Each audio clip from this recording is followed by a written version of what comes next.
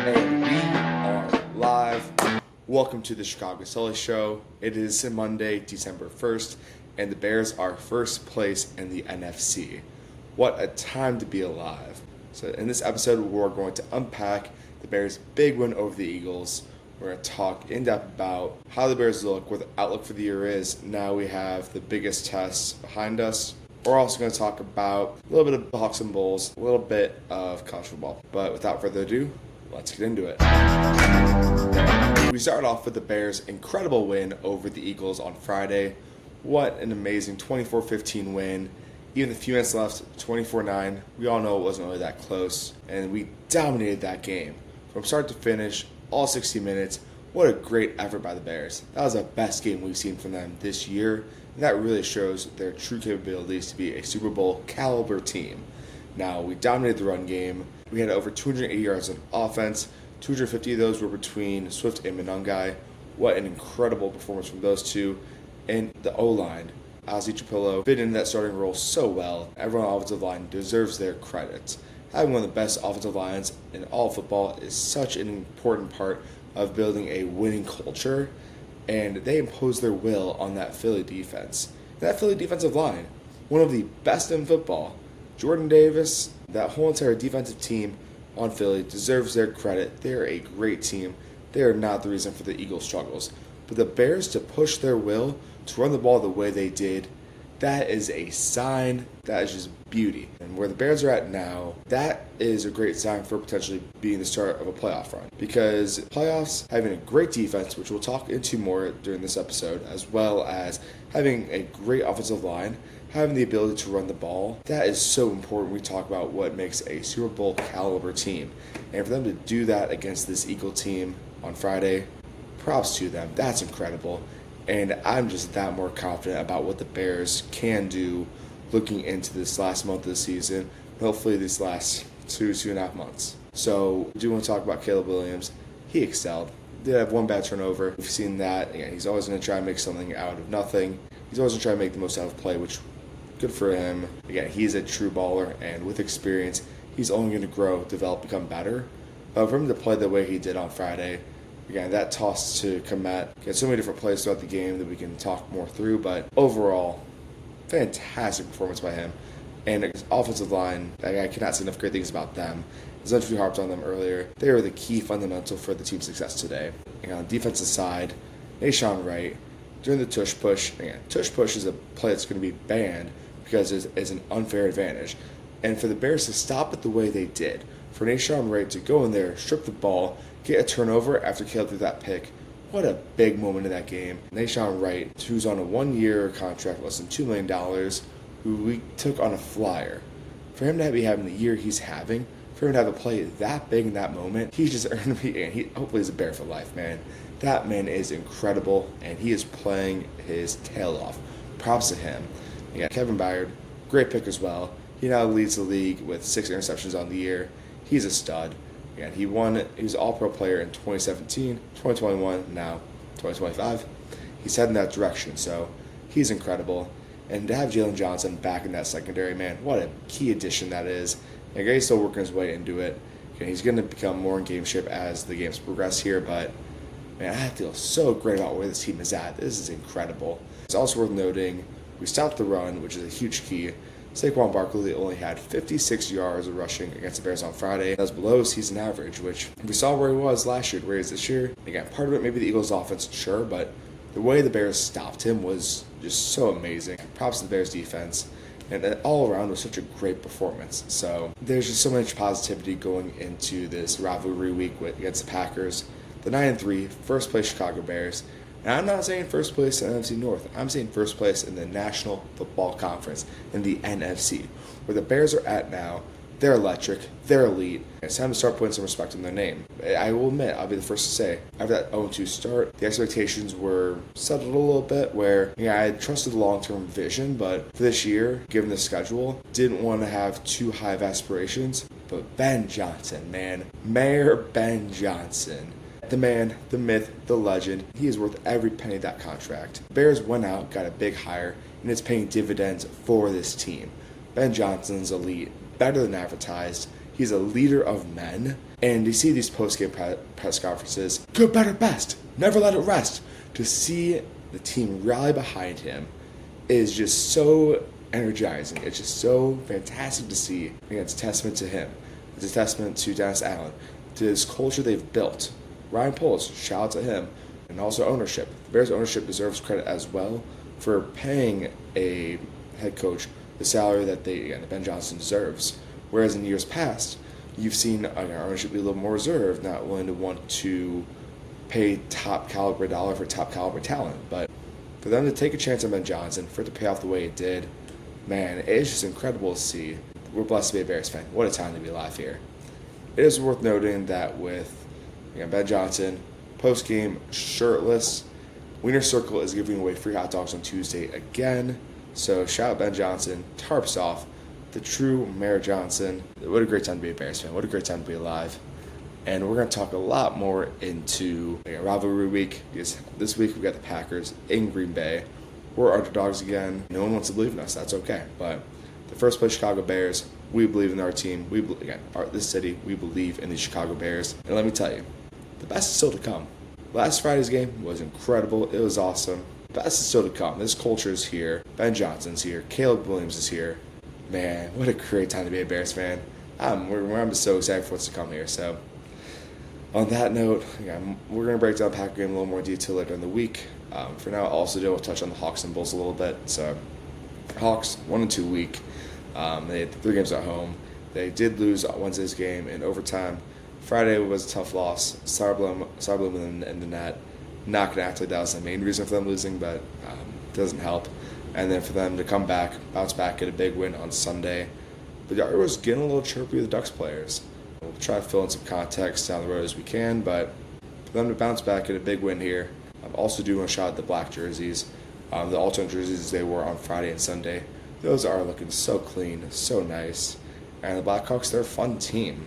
They're not going to win the Stanley Cup this year, but for them to have the young talent, be one of the fastest teams on ice, man, they're a fun team to watch. I'm excited for what's to come there. And again, if you haven't been watching the Hawks a lot this year, it's time to join the bandwagon now because they're here. That said, one team you don't have to join the bandwagon for are the Bulls. They had a very brutal week. They lost to the Pelicans, Hornets, and Pacers this week to make it 0-3 week. Now, this on the year, this is as of Monday, on December 1st. The Pelicans have 3 wins on the year. Hornets have 6 wins on the year. The Pacers have 4 wins on the year. And that is all including the wins they had against the Bulls. So none of those are playoff teams. All those are bad teams. Those should be winnable games. The Bulls do fall to 10th in the Eastern Conference. Just hate to see it. Like, I've sat here and said, Bulls will be a play-in team, and they still will.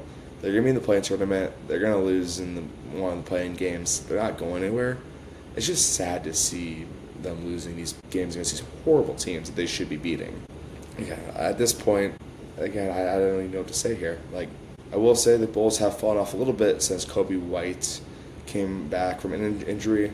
Once he returned to the lineup, it seems like the Bulls have not been playing as well. So if we trade him, he's a great scorer, but he can't defend. He's not a good defender. So at this point, I don't even want to focus on the Bulls. This show is intended to be a Chicago sports show. We're talking about Chicago sports, some college, Big Ten action. But the Bears are playing so good. Why be negative? Why back down? We have all of, late February and March to talk about the Bulls and Hawks. Man, the Chicago Bears are 9-3, first place in the NFC. And they are just an electric factory. And the Blackhawks, they have young stars. The Bears, they have young stars. The Cubs themselves, they have young stars. The Reinsdorf teams, figure it out. Please, figure it out. But, alas, the 9-3 Chicago Bears, first place in the NFC going into December, Chicago Bears. We love to see it. Had to stay positive. So, on that note, did also talk a little bit of college football. So, if you haven't seen already, Lane Kiffin, the head coach at Ole Miss, he left his team amidst a playoff berth to go to LSU. So, a little bit of context about Lane Kiffin. Early on in his career, he was head coach at Tennessee. He then left Tennessee for USC, University of Southern California, not University of Southern Carolina. That's going to be a big debate. Is the real USC Southern California or Southern Carolina. That's a problem for another day, but Lane Kiffin initially left Tennessee as head coach, and then he got fired on a tarmac of a plane. I mean, he is at USC, so things did not go well there. He then rebuilt himself, got back to becoming the head coach of Ole Miss, another SEC opportunity. After 6 years, he's leaving to go to another SEC team, a rival, LSU. It's so tough because LSU is one of the best jobs in the country. The NFL talent that comes out of Louisiana is top tier. So at one end, if he wants to go win a national title, he wants to go make a legacy for himself. LSU is a great place to do so. That said, he's already built a legacy at Ole Miss. And Ole Miss, even if he never wins a title there, for him to bring them back to relevancy, for him to do all he's done for that program, he could have a statue built for him there just by staying there. But he's taking a chance, trying to get a better job, better opportunity. And I'm not going to sit here and criticize him, do this and that. What I will say is that Ole Miss, after the way he treated Tennessee, you kind of had to see it coming. And it's unfortunate. But that's Ole Miss as a program. Ole Miss fans, I feel for them. You were not a top-tier program. You were mediocre at best. You need a coach that came in, built up your program. You're about to go to your first college football playoff. If Auburn would have lost on Saturday, you'd be going to the SEC title game with a chance to win your first ever SEC championship. The program's at a high as what it's been in its history. And for them to have the coach leave for an LSU program who's won a few national titles, and the LSU culture is incredible. I'm not going to say anything negative about them. That said, man, I feel for those fans. And not to jump too far into 2026, but LSU does play both at Ole Miss and Tennessee, who Lane previously left. So I expect a lot of animosity in those games. That's going to be peak entertainment to watch. So it sucks. I feel very bad for Ole Miss fans. It's also business. College football is an interesting landscape as it is. It's a business, simple as that. The whole collegiate athletics being amateur, that's out the window. That's been out the window. So one other college football note I did want to speak on about conference title games. I do know some people who may not have high regard for conference title games, and I get it. The ultimate goal is to win a college football playoff and win a national championship. That's a premier goal. That said, it shocks me how little of regard people have for these conference title games. And a great example here I do want to provide is Ohio State and Indiana. I don't want to speak for everyone, but speaking for some of the Indiana fans, man, they don't have this big regard for IU having the chance to win their third ever Big Ten title. And for context, the two other conference titles were in 1945 and 1967. Going into this year, they had the most losses out of any Division I program. They were such a bad team for such a long time, and now they have a chance to win a conference title in their state of Indianapolis, Indiana. Again, they're not holding it to a high regard where they're like, yeah, whatever, cool. Hopefully we win, that's great, but their focus is on the college football playoff, and the players probably have a different mentality, hopefully so, but man, what a big opportunity. These conference title games matter. And one perspective I do have is I believe that the NCAA will be going away in the next 10 to 15 years. I don't think they're going to be a thing of the future. I believe they've done such a horrible job managing NIL, managing player compensation, and they have lost themselves as a governing body. Even the college football playoff, it's owned by ESPN. SEC bias there. We'll do a rabbit hole there in a later date, but the college football playoff is not even owned by the NCAA. So what value do they truly have if they're struggling to govern their own teams and set rules and regulations, and they're failing? As simple as that, they're failing. We even saw during COVID.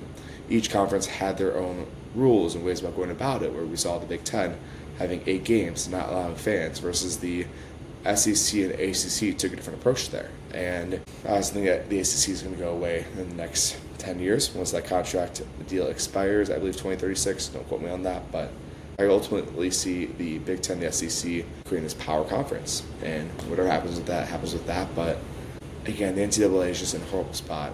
They're going to be going away soon. That said, going on a tangent there, to go back to this rabbit hole of championship games do matter. And going into the year, if every team's only looking at winning a national title, and so many teams are going to be disappointed. And let's use Indiana football for an example. Having one of the best years in program history, if not the best year, if they go out there on Saturday, win a Big Ten title, but they don't win the college football playoff, to say there's a disappointment, what are we doing? You guys have been horrible before Signetti got there. I get the bar set high. But what are we doing? We need to celebrate conference championships. We need to celebrate victories. This game Saturday, 1 versus 2 in the country, 2 undefeated teams. Again, how can we not be excited for that? How can we not get up for that one? On that note, if you're a fan of Indiana, if you're a fan of Ohio State, care about your conference title game. That goes for Georgia and Bama as well. I know Bama's 9-1 in the last 10 meetings against Georgia. Bama's owned Georgia for the last however long, and I think both teams should be in the playoff safely. If Bama loses, I don't think they should be. We'll talk more about that Wednesday. I believe Texas should be in the playoff. Notre Dame should not be, but more on that to come. Regardless, care for your conference title games. And on that note, go Bears, go Hawks, go Bulls, and we will see you Wednesday. So let's get it.